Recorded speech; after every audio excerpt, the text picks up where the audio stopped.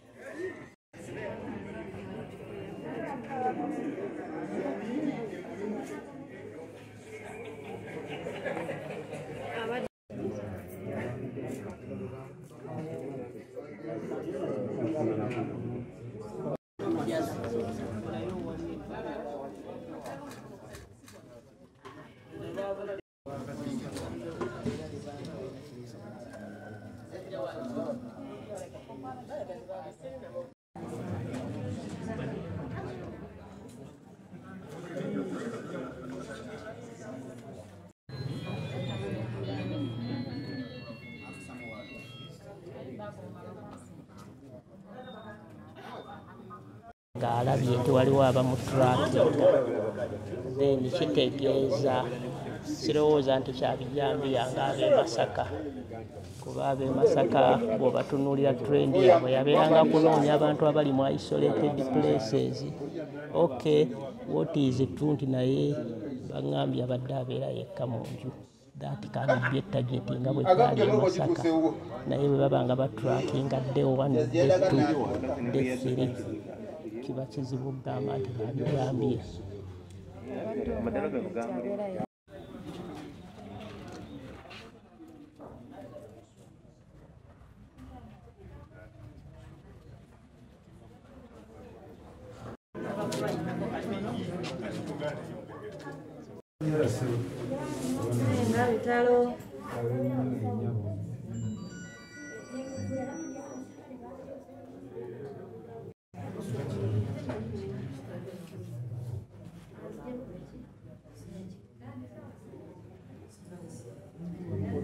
tukawo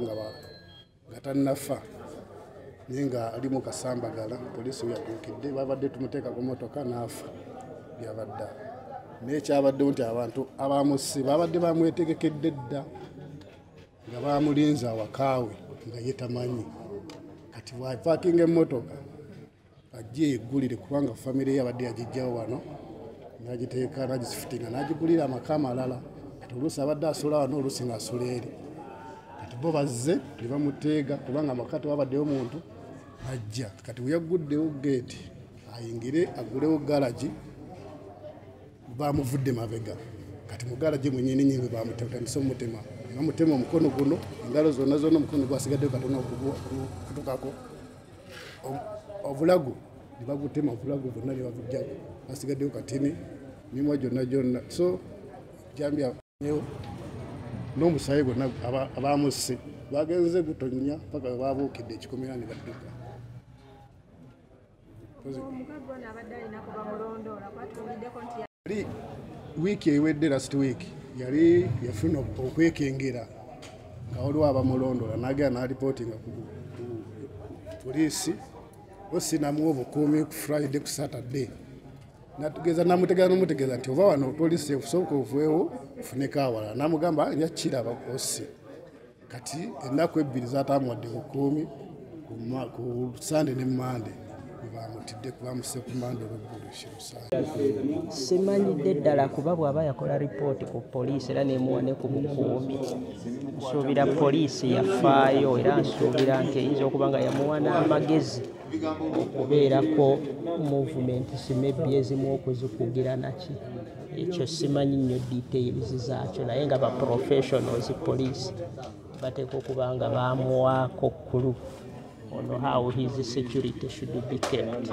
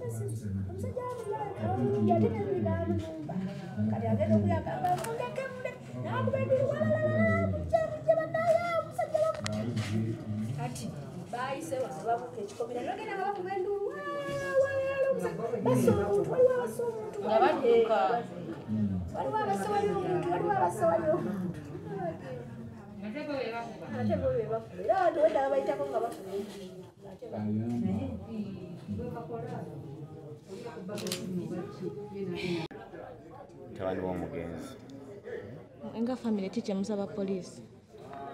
tusaba poliisi etuyambe efune obwenkanya mu kufa kwe ezuule ekituufu kira kiki ekyamuviiriddeko kumutemaatema obwenkanya bu justice ebeerewo.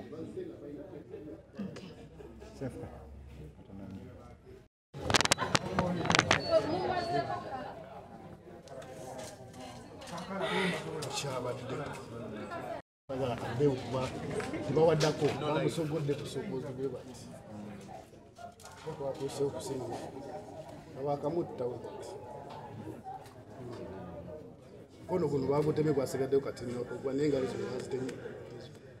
za bitundu engeri ndiki yabadde ateekayo omukono nga batema oyagugjeeyo batema mugati bakatemye konna kalunikabatemye Kajjo essaawa ng'emu n'ekitundu twafunye amawulire ag'entiisa nti mutuuze munnaffe mutuuze wange Mwami Kayiza Fred amanyikiddwa ennyo nga Bukeere Hardware yabadde atemuddwa era amawulire bwe gatuuseeko twadduse bukubire ntuuka mu kifo kino ekyamazima twagenza okutuukawo nga Mwami Kayiza Fred bamutemudde era nga ali awo mu kitaba ky'omusaayi naye kyatwennyamizza nnyo kubanga ebikolwa nga bino twali tubiwulira mu bitundu by'eggwanga ewalala naye kyatwennyamizza nnyo okubeera nti olunaku lwajjo kyatutuuseeko mu kitundu kyaffe kino mutuuze munnaffe mulirwana waffe n'abeera nga atemulwa mu ntiisa ennyo era ekyamazima n'essaawa eno tukyali mu kutya. Ekyamazima mu ofisi yange ensonga za Mwami Kayiza zibaddeyo n'abamu ku baliraanwa be nga ziva ku nsalosalo era tuzibaddemu emirundi egisukka mu 3 naye kyannaku nti twali tetunaba zikomekkereza embeera eno n'ebeerawo kyo kituufu ensonga zibaddeyo nsalosalo ne mulirwana abaawano babadde n'obutakkaanya balirwana bitutte ebbanga kubanga ne munnange gwe Nadia mu bigere yazirimu okumala ekiseera n'ava mu office. Batuuze bange mbasabo bennyini nnyini babeere security conscious. Bw'obeera ng'owulidde endulu ku mulirwano yangu okubeera nti okola ki nti odduukirira ng'abatuuze tugezaako ng'abakulembeze okwekolamu omulimu naye ekyamazima obudde abasajja bwe baategekedde mu missoni yaabwe saawe mu kitundu tubadde bakyatambula bava ku mirimu badda waka kati nga tuyinza kitwala nga kikulu ebiseera ebisinga omu kitowooza nnyo nti essaawa ezirya buno 8 9 10 eyo bw'owulira endulwawo tebalina bukugu bumala kukozesa kumanya muntu ayinza kukola kibi naye bwe tuba nga tuli kumpi ne ba crime preventers kiyinza okuyambako okuba tudetekitinga abantu abo ne tubakwata oba ne tuba nga n'ogwo omuze gukomezebwa ebijambiya awalala bibadde birabika ng'ebirabikirayo naye nga root cause ekyali enzibu yakubirireetinga ku bijambiya eby'e Masaka naye ate kaakati bwe tutuuse ogenda ogattagatta olaba nti kiyinza okuba nga kyagala okwefaananyiza kubanga abatema batema naye tebalina kye batwala